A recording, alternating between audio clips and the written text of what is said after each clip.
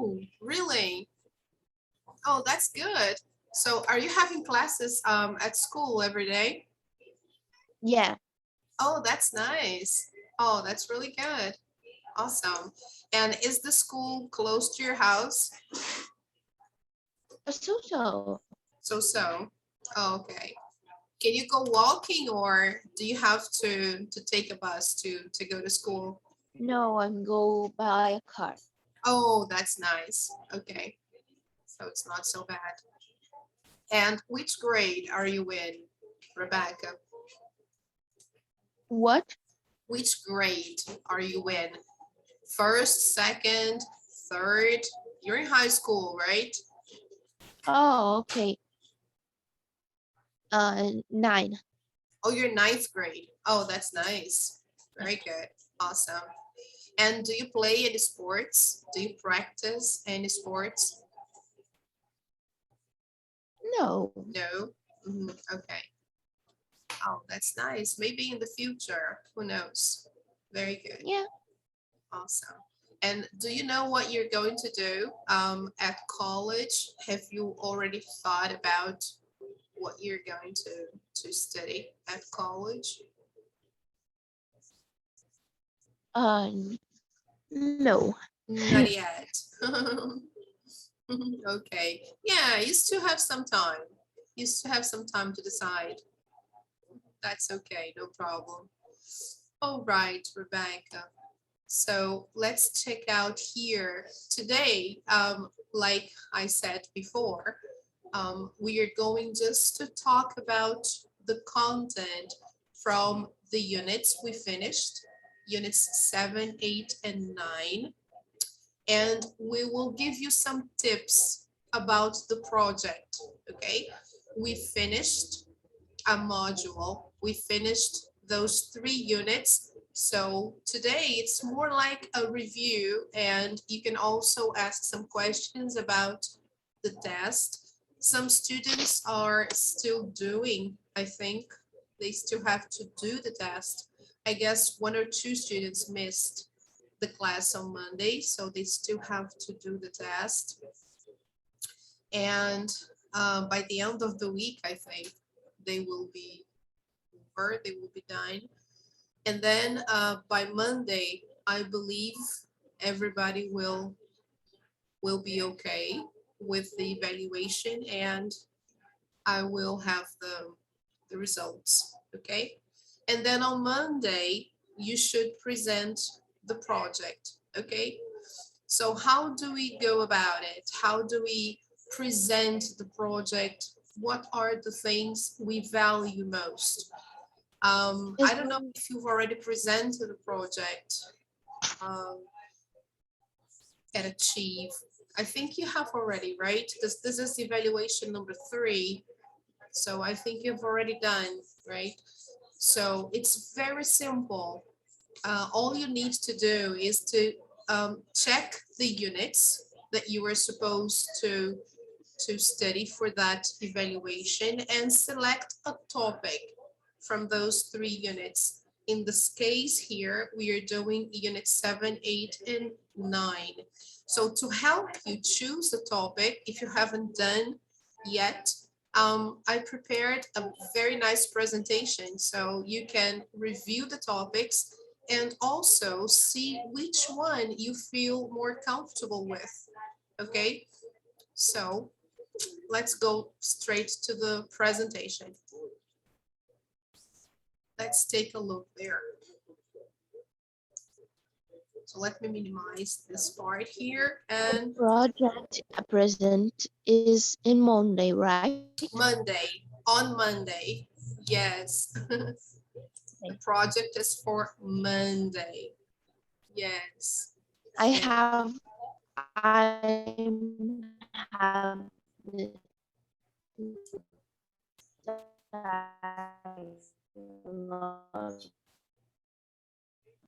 it's just record. sorry, I couldn't understand. Can you say again, please?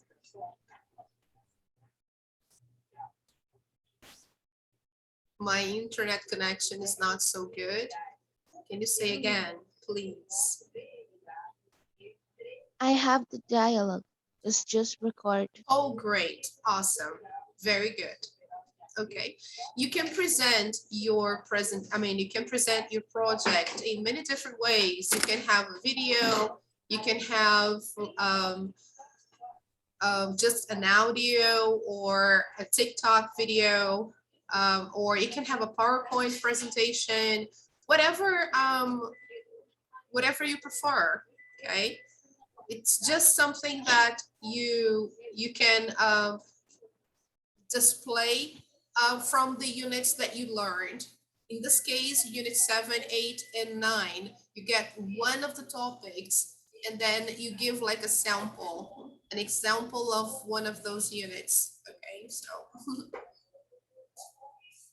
All right, guys. Hi, Manu. Good afternoon. Good to see you. Welcome. So to help you decide, to help you choose a topic, or even give you more ideas, I prepared this presentation. So I hope I can help you. It's a summary of the units, okay? Can you see that? Yes? Yeah. Good.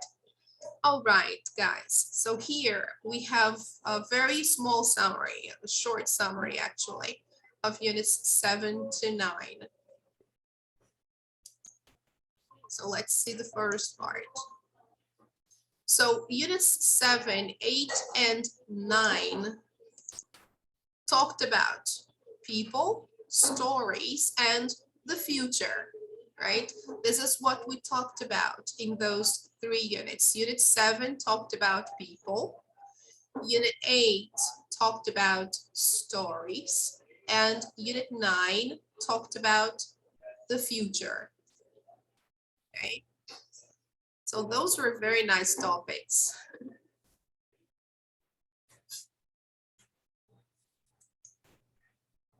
Let's go to the next one. Do you know this guy?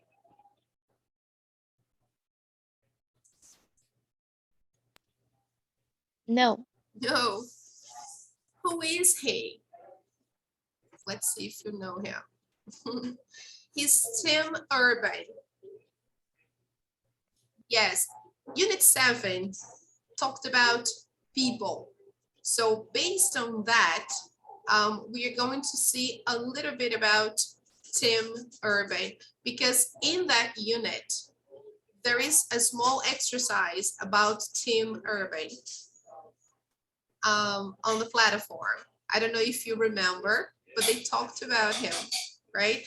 Who is Tim Urban? Why is he famous?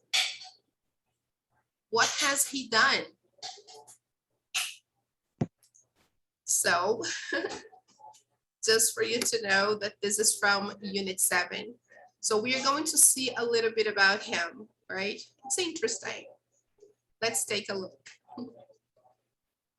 And this is also a sample for you of a project, okay, guys? If you want to be inspired, it can also be a presentation, an example of a presentation for you. So this I took from the platform, from the online practice exercise about Tim Urban. Remember, Unit 7 talks about time expressions. The focus of Unit 7 was the simple past. Okay, so let's see some examples. Here they said, Tim Urban was born in 1981 in the United States. So he is American. Okay, one piece of information. Another piece of information. In the early 2000s, he was a student at Harvard University. So he went to Harvard. From that, we can kind of conclude he was a bright student. Okay, usually bright students go to Harvard. Bright and rich, rich students, right? Rich kids, because Harvard is usually expensive, okay? Another piece of information, when he was in college, he studied government. Weird. So he studied government, politics. Strange. Over 10 years ago, in 2007, he started a company to help students. Different, isn't it? So he decided to help other students. Okay, that was over 10 years ago, okay, in 2007. On July 8th, 2013, he wrote his first post on, wait, but why? What is this, guys? Do you know? Wait, but why is a blog that he started together with another guy, and this blog became really successful, really famous, right? The name of the blog is exactly that. Wait, but why? Yeah. And he wrote his first post exactly on July 8th, 2013. Yeah. Now, in February 2016, he did a TED Talk on one of his posts. So you see, he became so famous that he was invited by TED to give a talk. You see? So his blog became so famous, he got so many followers that everybody knew about him, and he was invited to give a talk by TED. Amazing, wasn't it? So the main focus of this lesson, Unit 7, was to focus on time expressions when we talk about the past. Remember that. Yes, this lesson, people, is on the platform. Yes, online practice, Unit 7. Okay. So this is the name of his blog. Okay. So look, this is it. Wait, but why? So look, Tim Urban created the popular blog. Wait, but why? With Andrew Finn, his partner. Urban writes on many different topics and draws simple pictures to explain things in a funny way. Very funny, sarcastic, I'd say. On July 8th, 2013, he wrote his first post on wait, but why? And only a year later, there were 24 million readers. Did you see that? 24 million readers just 1 year later. You see, guys, so successful. One popular blog post was on procrastination, or waiting a long time to do something that you should do, usually because you do not want to do it. So he became very, very famous, very popular because of this specific post. Okay. Hi, Willem. Good to see you. Yes, that's right. So he became very, very popular because of this post. This post was posted on October 30th, 2013. In this post, he drew a captain on a ship doing his job as a normal person's brain. In the next drawing, the captain can't do his job because a crazy loud monkey is next to him. And the monkey wants to do other things. This is a lazy person's brain. In February 2016, he also did a TED Talk on the same topic. So he was invited to do lots of talks about this topic, procrastination. Okay, so let's take a look there, guys. Hey, good to see you guys. Welcome, super welcome. Let me just. So let's take a look at this. You see how he became successful with a simple blog. And look, these are the drawings that he became famous for. Look, stickmans. Can you see that? Yeah. So let's try to see that.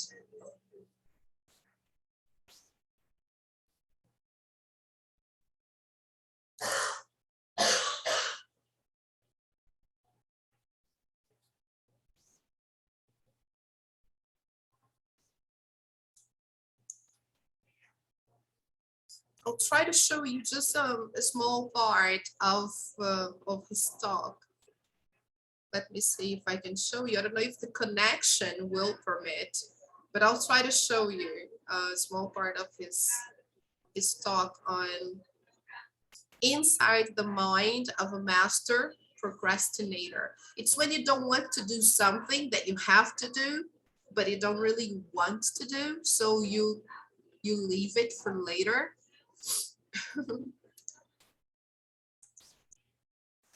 It's right there.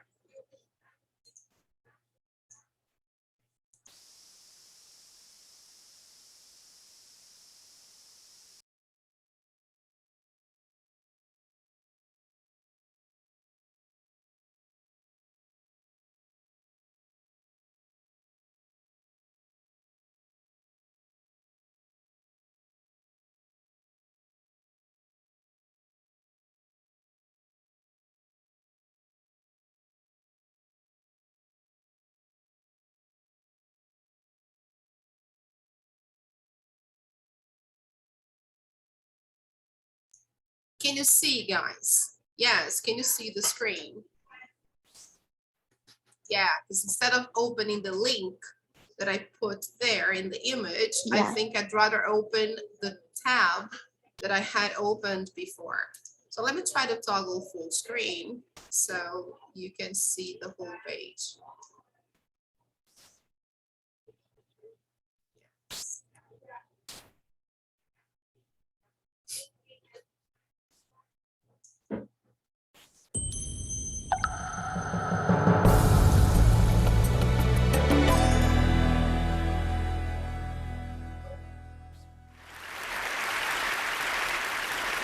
So in college, I was a government major, which means I had to write a lot of papers.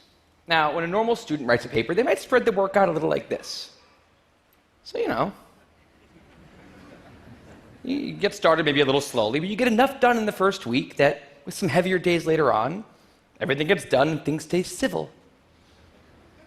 And I would want to do that like that. That would be the plan. I would have it all ready to go, but then actually the paper would come along, and then I would kind of do this. And that would happen every single paper. But then came my 90-page senior thesis, a paper you're supposed to spend a year on. I knew for a paper like that, my normal workflow was not an option. It was way too big a project. So I planned things out, and I decided it kind of had to go something like this. This is how the year would go. So I'd start off light, and I'd bump it up in the middle months. And then at the end, I would kick it up into high gear. It's just like a little staircase. How hard could it be? Just walk up the stairs. No big deal, right? But then, funniest thing happened. Those first few months, they came and went, and I couldn't quite do stuff. So we had an awesome new revised plan. But then those middle months actually went by, and I didn't really write words. And so we were here. And then 2 months turned into 1 month, which turned into 2 weeks. And one day I woke up with 3 days until the deadline, still not having written a word. And so I did the only thing I could. I wrote 90 pages over 72 hours, pulling not 1 but 2 all-nighters. Humans are not supposed to pull 2 all-nighters. Sprinted across campus, dove in slow motion, and got it in just at the deadline. I thought that was the end of everything. But a week later, I get a call. And it's the school. And they say, "Is this Tim Urban?" And I say, "Yeah." And they say, "We need to talk about your thesis." And I say, "Okay." And they say, "It's the best one we've ever seen."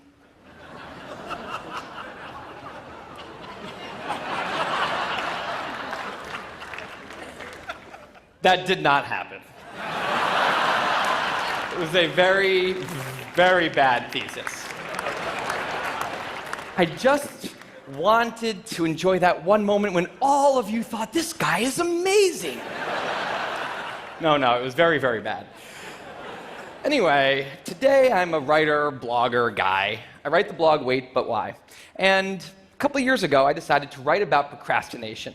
My behavior has always perplexed the non-procrastinators around me, and I wanted to explain to the non-procrastinators of the world what goes on in the heads of procrastinators and why we are the way we are.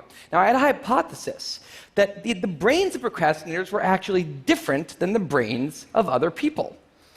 And to test this, I found an MRI lab that actually let me scan both my brain and the brain of a proven non-procrastinator, so I could compare them, and I actually brought them here to show you today, and I want you to take a look carefully to see if you can notice a difference. And I know that if you're not a trained brain expert, it's not that obvious, but just take a look, okay? So here's the brain of a non-procrastinator. Now, here's my brain.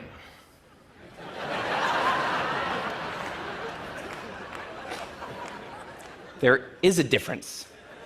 Both brains have a rational decision maker in them, but the procrastinator's brain also has an instant gratification monkey. Now, what does this mean for the procrastinator? Well, it means everything's fine until this happens. So the rational decision maker will make the rational decision to do something productive, but the monkey doesn't like that plan. So he actually takes the wheel, and he says, "Actually, let's read the entire Wikipedia page of the Nancy Kerrigan-Tanya Harding scandal, because I just remembered that happened. Then we're going to go over to the fridge. We're going to see if there's anything new in there since 10 minutes ago. After that, we're going to go on a YouTube spiral that starts with videos of Richard Feynman talking about magnets and ends much, much later with us watching interviews with Justin Bieber's mom. All of that's going to take a while, so we're not going to really have room on the schedule for any work today. Sorry." Now, what is going on here? The instant gratification monkey does not seem like a guy you want behind the wheel. He lives entirely in the present moment. He has no memory of the past, no knowledge of the future, and he only cares about 2 things: easy and fun. Now, in the animal world, that works fine. If you're a dog and you spend your whole life doing nothing other than easy and fun things, you're a huge success. And to the monkey, humans are just another animal species. He has to keep well slept, well fed, and propagating into the next generation, which in tribal times might have worked okay. But if you haven't noticed, now we're not in tribal times. We're in an advanced civilization, and the monkey does not know what that is, which is why we have another guy in our brain, the rational decision maker, who gives us the ability to do things no other animal can do. We can visualize the future. We can see the big picture. We can make long-term plans. And he wants to take all of that into account. And he wants to just have us do whatever makes sense to be doing right now. Now, sometimes it makes sense to be doing things that are easy and fun, like when you're having dinner or going to bed or enjoying well-earned leisure time. That's why there's an overlap. Sometimes they agree. But other times, it makes much more sense to be doing things that are harder and less pleasant for the sake of the big picture, and that's when we have a conflict. And for the procrastinator, that conflict tends to end a certain way every time, leaving him spending a lot of time in this orange zone, an easy and fun place that's entirely out of the make sense circle. I call it the dark playground. Now, the dark playground is a place that all of you procrastinators out there know very well. It's where leisure activities happen at times when leisure activities are not supposed to be happening. The fun you have in the dark playground isn't actually fun because it's completely unearned and the air is filled with guilt, dread, anxiety, self-hatred, all those good procrastinator feelings. And the question is, in this situation with the monkey behind the wheel, how does the procrastinator ever get himself over here to this blue zone, a less pleasant place, but where really important things happen?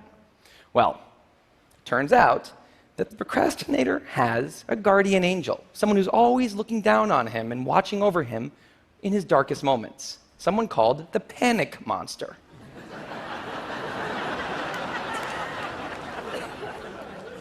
Now, the panic monster is dormant most of the time, but he suddenly wakes up anytime a deadline gets too close or there's danger of public embarrassment, a career disaster, or some other scary consequence. And importantly, he's the only thing that the monkey is terrified of.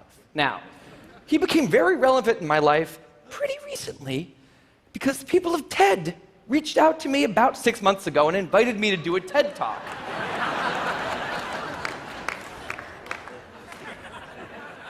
Now, of course, I said yes. It's always been a dream of mine to have done a TED Talk in the past.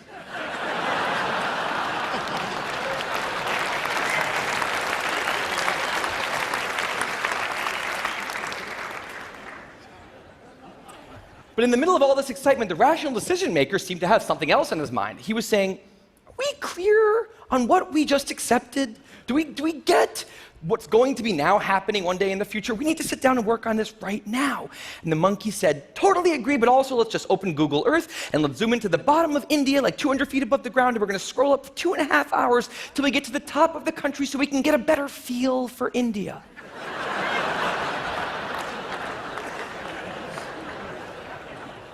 So that's what we did that day.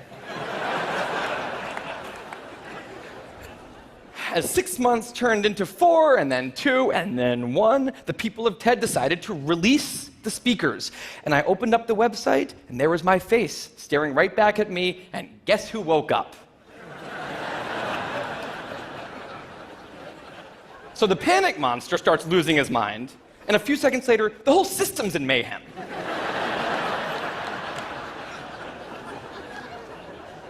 And the monkey, who, remember, he's terrified of the panic monster, boom, he's up the tree. And finally, the rational decision maker can take the wheel and I can start working on the talk. Now, the panic monster explains all kinds of pretty insane procrastinated behavior, like how someone like me could spend 2 weeks unable to start the opening sentence of a paper and then miraculously find the unbelievable work ethic to stay up all night and write 8 pages. And this entire situation with the 3 characters, this is the procrastinator's system. It's not pretty, but in the end, it works. And this is what I decided to write about on the blog just a couple years ago. Now, when I did, I was amazed by the response. Literally thousands of emails came in from all different kinds of people, from all over the world, doing all different kinds of things. These were people who were nurses and bankers and painters and engineers and lots of PhD students. And they were all writing, saying the same thing. I have this problem too. But what struck me was the contrast between the light tone of the post and the heaviness of these emails. These people were writing with intense frustration about what procrastination had done to their lives, about what this monkey had done to them. And I thought about this, and I said, well, if the procrastinator system works, then what's going on? Why are all these people in such a dark place? Well, it turns out that there's two kinds of procrastination. Everything I've talked about today, the examples I've given, they all have deadlines. And when there's deadlines, the effects of procrastination are contained to the short term because the panic monster gets involved. But there's a second kind of procrastination that happens in situations when there is no deadline. So if you want to have a career where you want to be a self-starter, something in the arts, something entrepreneurial, there's no deadlines on those things at first because nothing's happening at first, not until you've gone out and done the hard work to get some momentum, to get things going. There's also all kinds of important things outside of your career that don't involve any deadlines, like seeing your family or exercising and taking care of your health, working on your relationship or getting out of a relationship that isn't working. Now, if the procrastinator's only mechanism of doing these hard things is the panic monster, that's a problem because in all of these non-deadline situations, the panic monster doesn't show up. He has nothing to wake up for. So the effects of procrastination, they're not contained. They just extend outward forever. And it's this long-term kind of procrastination that's much less visible and much less talked about than the funnier, short-term, deadline-based kind. It's usually suffered quietly and privately, and it can be the source of a huge amount of long-term unhappiness and regrets. And I thought, that's why these people are emailing, and that's why they're in such a bad place. It's not that they're cramming for some project. It's that long-term procrastination has made them feel like a spectator at times in their own lives. The frustration was not that they couldn't achieve their dreams, it's that they weren't even able to start chasing them. So I read these emails and I had a little bit of an epiphany that I don't think non-procrastinators exist. That's right, I think all of you are procrastinators. Now, you might not all be a mess, like some of us, and some of you may have a healthy relationship with deadlines. But remember, the monkey's sneakiest trick is when the deadlines aren't there. Now, I want to show you one last thing. I call this a life calendar. That's one box for every week of a 90-year life. That's not that many boxes, especially since we've already used a bunch of those. So I think we need to all take a long, hard look at that calendar. And we need to think about what we're really procrastinating on, because everyone is procrastinating on something in life. We need to stay aware of the instant gratification monkey. That's a job for all of us. And because there's not that many boxes on there, it's a job that should probably start today. Well, maybe not today, but sometime soon. Thank you.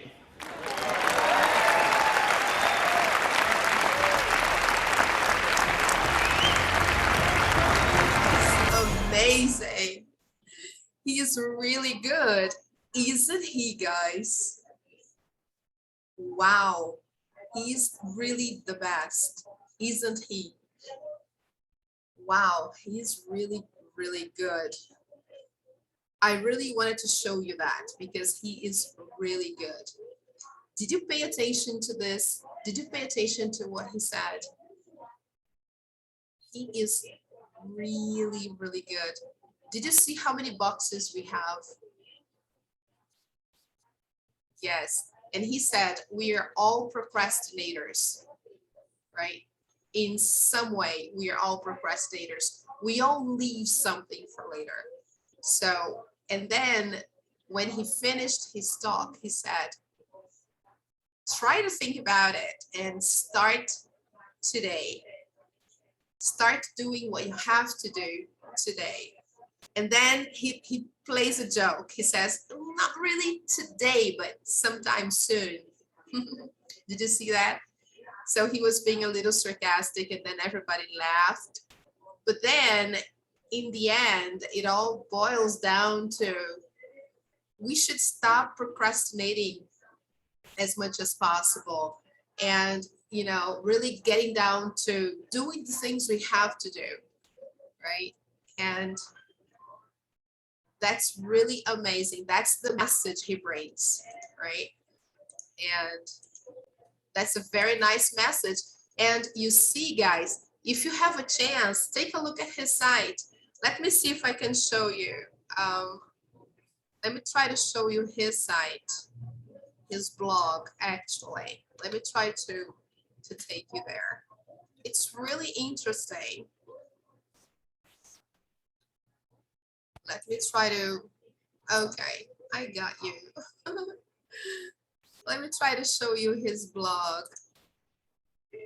Yes, I have his blog right here. It's a simple blog. Unbelievable, because there are so many followers, because he's smart. He's very smart. So everything he writes is really smart, and people think about it. Look, can you see that? That is the blog. Wait, but why? Okay.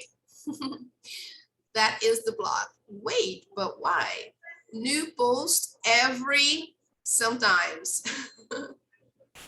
So you have posts about different topics. Okay, guys. And the drawings are really cool, right? He talks about whatever you can imagine. This one here is really amazing. How to pick a life partner.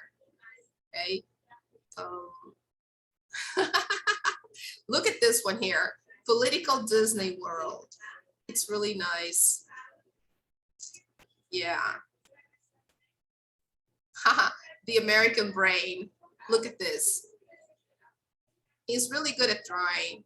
I mean, his drawings are very simple, but they're really, really creative. And there is irony. Look at this one here. A sick giant. Can you see that? So it's really cool, guys. And he always illustrates his post with an image, with an illustration. So that's why I think it's so successful. And the topics are fantastic. So if you have a chance, it's nice to practice English, right? It's nice to read his posts, okay? So back to our presentation. Yes, so let me take you back there. Here. Okay, can you see the presentation? Yes? Awesome. Okay, great. That's really interesting. Look, this is one of his illustrations. Check this out, okay? Here you have the link. Wait, but why.com. Of course, he also has an Instagram. So probably he posts some images there, okay? You can check it out as well. Okay, people. Yes, can you all see it? Good. Look, this is another one. Yeah. Yeah, look. Take a look at this one. How smart, how creative. Would you watch me live my life up close? Instead of proposing, would you marry me? Look at how different the guy is proposing. Okay, so there is irony there. So his illustrations, his drawings, they have a lot of criticism on society, on politics, many different messages. So it's very interesting.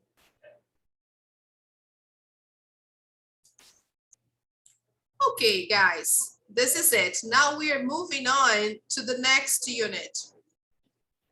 This is about Unit 8, stories.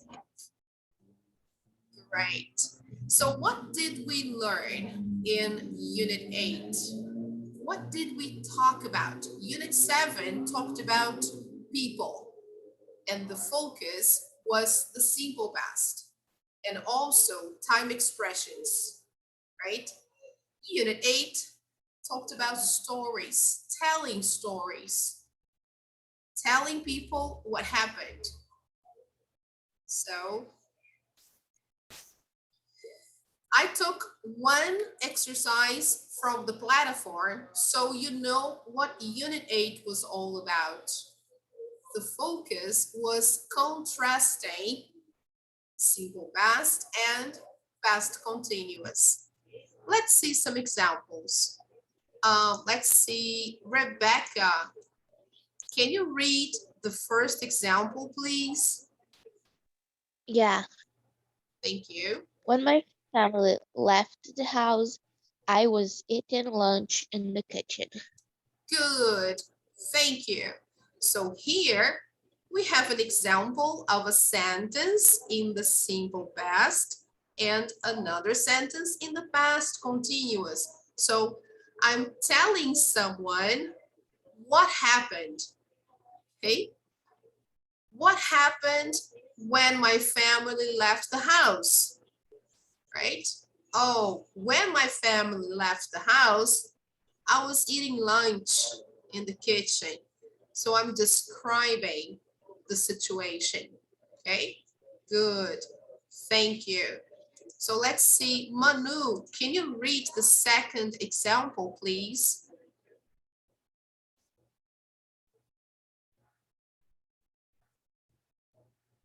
Yes, Manu, teacher. okay, thank you.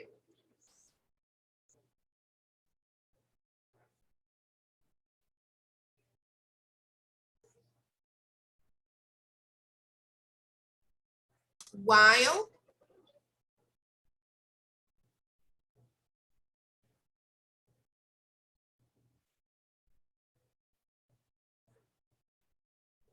Manu, do you Ai, need help? teacher, eu tava com o desligado. Oh, no problem. That's okay. Go ahead. While someone was walking on my roof, I quickly called my neighbor. Neighbor. Okay, Neighbor. good. Thank you. Okay, so this is what happened. I'm describing what happened, right? So while someone was walking on my roof, this is what I did. I quickly called my neighbor. Thank you. All right, now let's see the third one. What happened in the third situation? Let's see, William, can you read the third example, please? My neighbor was watching TV when I phoned her. Good, thank you, William. Exactly, this is what happened. Okay, thank you. Now, number 4, I was talking to my neighbor when I heard the noise again. Okay, this is what happened, right? Very good. And the last one, another situation happened. Can you read the last one, please, Habakkuk? Sure. While I was washing the dishes, the doorbell rang. Good, thank you. Okay, so this is another situation. So all the situations here describe what happened at a specific moment. Okay, and you can see that we have a short action and a long action. We have an action that happened quickly and another action that was in progress. Okay, this is one of the topics of Unit 8, right? So look at this, guys. This is a very nice item, right? That I found. Actually, it's like a bottle for you to drink water. And it says, I'm telling you, nothing happened. It's from the International Spy Museum. So when you read this here, if you see the letters in red, look what you can read. I'm lying. I'm lying means I'm not telling the truth. Okay, so it's a pun on words. So it's a very intelligent and also creative water bottle they made. So I'm telling you, nothing happened. So they printed this on this bottle, and it's a very nice item. It's like a souvenir they sell at this museum. Now, let's see here. Let's see, because Unit 8 is all about stories, telling what happened. So let's take a look here.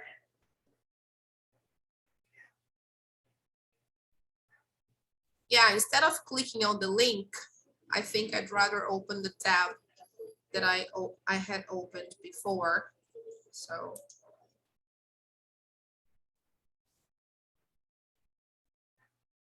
just a second, guys. Let me try to. In 2012, Psy shot to international fame after. Do you remember a guy called Psy? I don't know if you remember this guy. He was very famous with the song that everybody danced to. I think he's from Korea. And now a lot of people are asking what happened to this guy, because he disappeared. So I don't know if you remember him, but let me show you the video. And then let me toggle full screen. The question is, what happened to the guy that kind of blew YouTube away a couple of years ago? Whatever happened to him? So let's see. Ranking proved to be shocking, particularly in light of. Let me see what happened to this guy.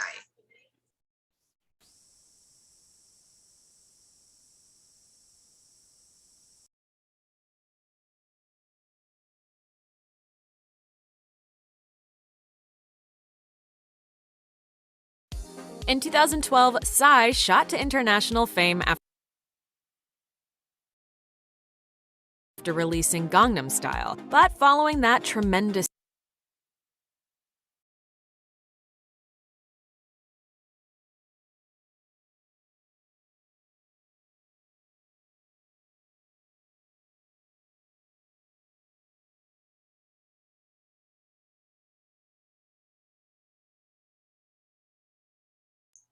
Oh, so bad. The connection is not helping. It's such a nice video. Do you remember this guy or the song Gangnam Style? If we can't see the Success, video, you may be thinking Psy, real name Pak Jae-sung, has all but disappeared. Here's what the man behind. yeah, it's going to break all the way. Yeah, because the connection is not good. So I will show, yeah, I will show you the link. Actually, I will share the link with you, and you can watch this later because the connection is not good. So you can see what happened to this guy, the Gangnam Style guy, okay? This is the name of the link. Behind the biggest K-pop earworm of the decade has been up to. Yeah, all right. So this is what happens to the once famous Gangnam Style guy, right? I'm not gonna show you that now because the connection is not good. All right, guys, that's okay, no problem. When the connection is okay, all right, but when it isn't, it's better not to. Okay, so let's go back to our presentation. All right. Because watching a video with lagging, it's not a good idea. Okay, guys, so I'll show you later, and I'll share the link with you, no problem. Okay, so let's move on to the last part, which is Unit 9. What is Unit 9 all about? Do you remember? Yes, Rebecca. Future. Very good. Unit 9 is about the future. And no other person is better to illustrate the future than Elon Musk. Yes, he is the guy. He is the guy of the future. Whenever we talk about the future, we remember Elon Musk because he is ahead of everybody else. He's been thinking about the future since forever, right? He's been creating new ways to reach the moon again. He's been inventing technology, new rockets, electric cars, everything. So he is a future-oriented guy. Okay, so he's the man of the future. Yes, very good. He's the one. So he's the best guy to talk about Unit 9 or illustrate Unit 9. Great. So here I got, just like I did with the previous units, I got one example of the exercises from the platform. So in this unit, we saw the future tenses, will and going to talk about future predictions, right? To make predictions about the future. So let's see some examples. Rebecca, can you read the first one, please? É só ler o que tem verde? Yes, the first one here. Can you see that? How much more?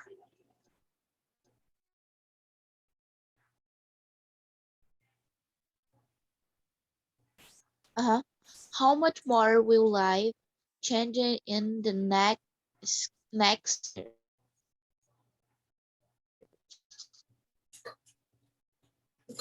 In the next 20 years.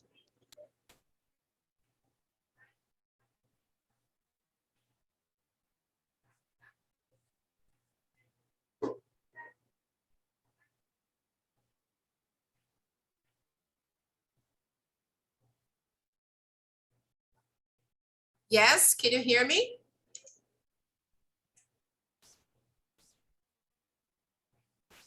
Yes, thank you, Rebecca. So that's one question that we should always think about. How much more will life change? Because I everything is read happening. Yes, go ahead, Rebecca.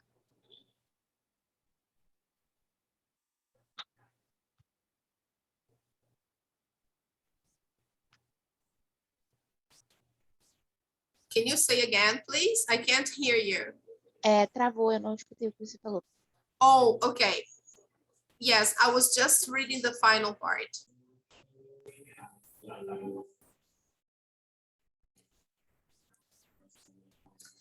Sorry, guys, we crashed. But we are back. Oh, let me take you back there again. Sorry. All right, are you there? Yes, can you hear me?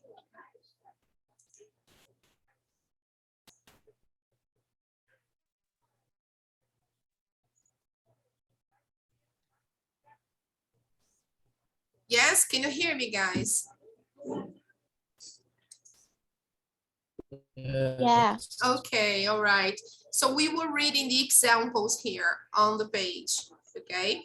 So let's just go and read the sentences because I don't know if I'm breaking up or whatever happens, just let me know, okay? So let's see the first one again. How much more will life change in the next 20 years, right?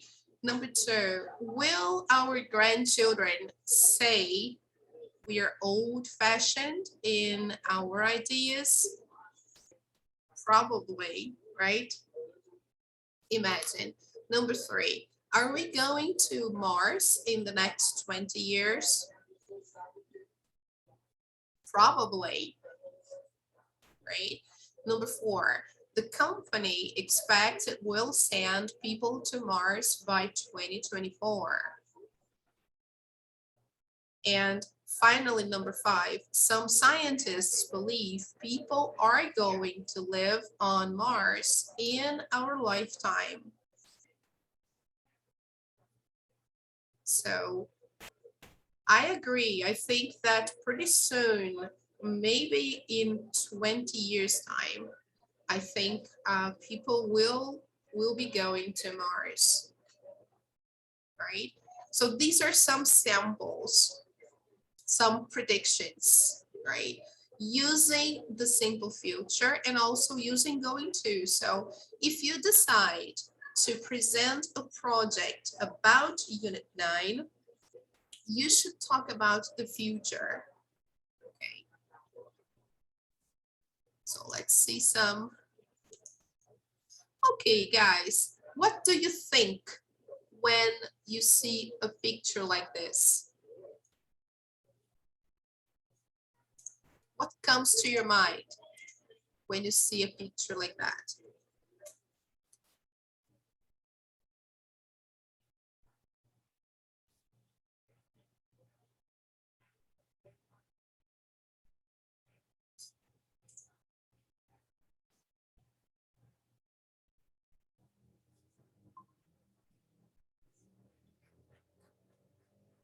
When computer.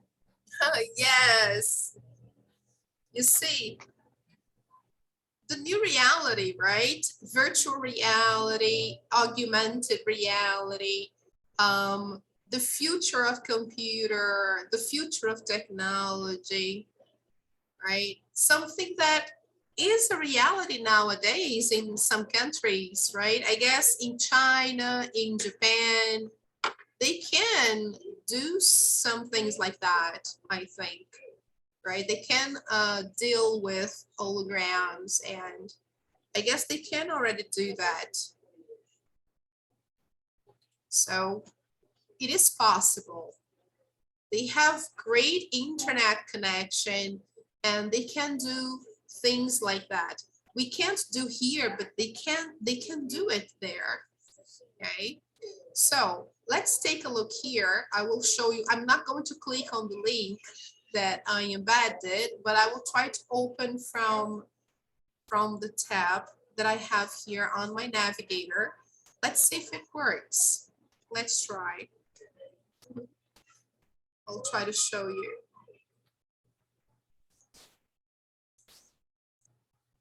Yes, very good, William. The future. Wow. Imagine the jobs of the future. Okay, so I will just close the presentation, right? This is the final part, the end of the 3 units, 7, 8, and 9. Okay. Thank you for watching. And then I'll try to show you the video from the last part. Okay, let me try to leave that. Let me see if I can show you the last part. Let me see if it's possible. Let's see if the connection will let me do it.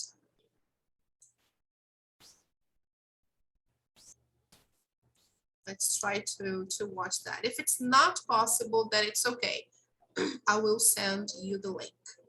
No problem.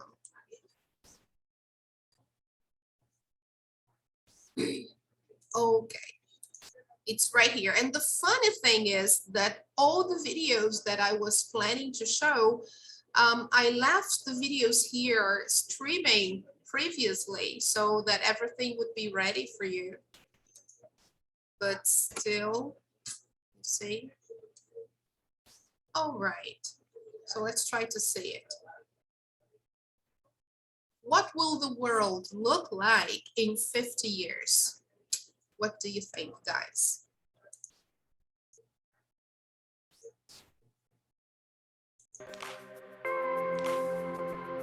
So in 50 years, I think the world will, in terms of technology, really change, and really this concept I call proximity of tech, which is how close the technology is to your body. And right now, it's kind of silly. We like hold things and we wear things, and it's kind of at our hands, right? And our feet, right? And we might put it on, over our faces, but the whole point is just getting it into our eyeballs, into our ears, into our stomachs. Ingestibles are already a thing.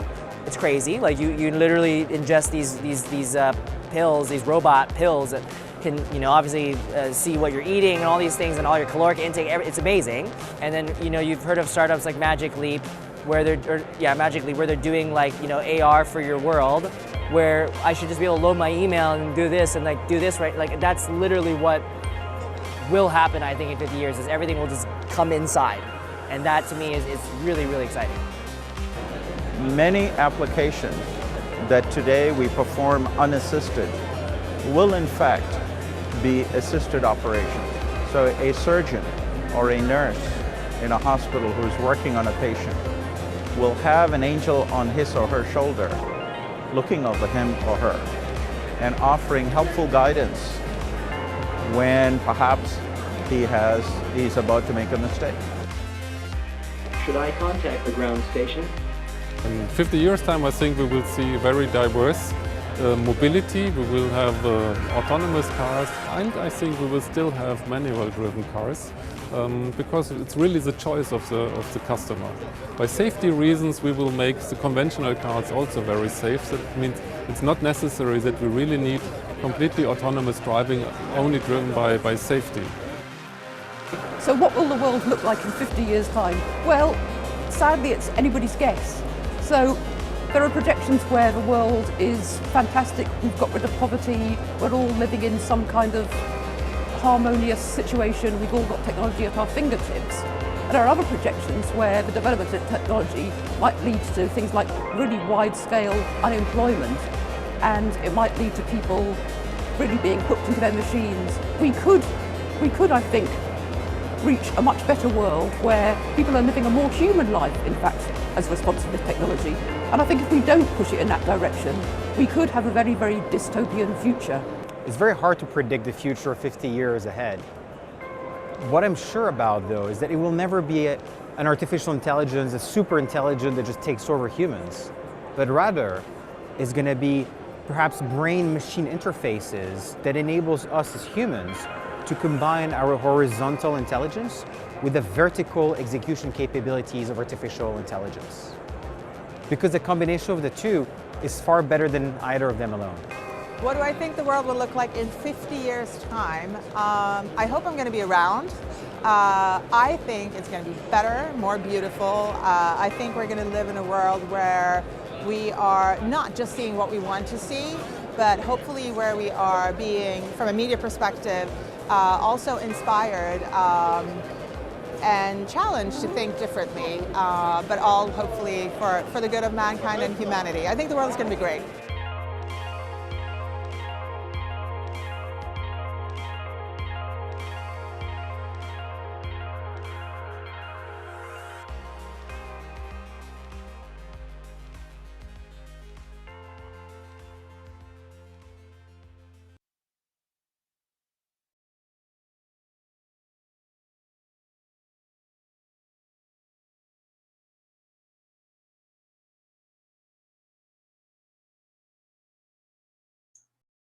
Amazing, isn't it, guys?